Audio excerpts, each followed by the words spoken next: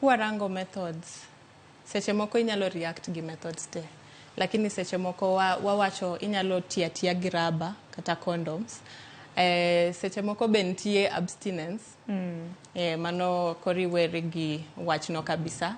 Lakini seche moko be nitie gimi sani nyithindo luongo ni pull and pray. Be mano nyalo tiyo, lakini ok 100%. Mano depend gi expertise mari. Lakini kwa gisani, wabo wacho ni itigo condoms.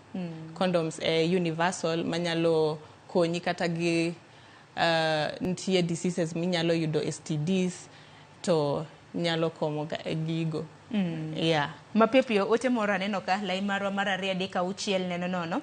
Ng'ato wacho ni naketo family planning mano mar higni 3 to nyaka sani higa achiel pok aneno malo, mano pok odhi e dwe. Menstruation wacho ni nyinge Morin kentiere county ma Kisumu. Dibed na chied na den mane? Seche moko kikao yore mag ginene mag komo nyuol, kosepango nyuol, iyudo ka duare ni penj daktari return to fertility. Nitie gimiluongo ni return to fertility. So kipenjo daktari onyalo guide kiwachone an adwaro yudo nyathi in the next 1 year. Koro nyalo konyi gi yo ma inyalo duoko fertility in the next 1 year. Lakini koso remo seche moko en gima normal kichako tiyo gi hormonal contraceptives.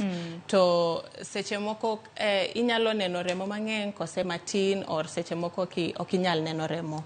To kineno ne gini obadhi ahinya, idoki daktari. To daktari rango ang' ma shida nitie.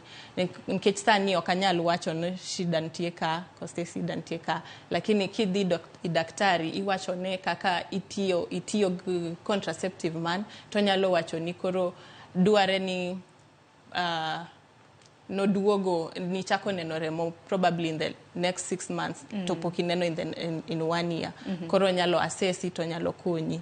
Lakini kwa sasa okanyal wacho ni shida enang'o. Nikech nitie different factors manyalo changia. Adier makende. Nitiere penjo machiel ma bende biwa kik wil godo, ma bende Ruth Nyathi Ochieng' no penjo ka bende yedhe ma komo nyuolo nyalo kelo kansa. Nitie side effects mag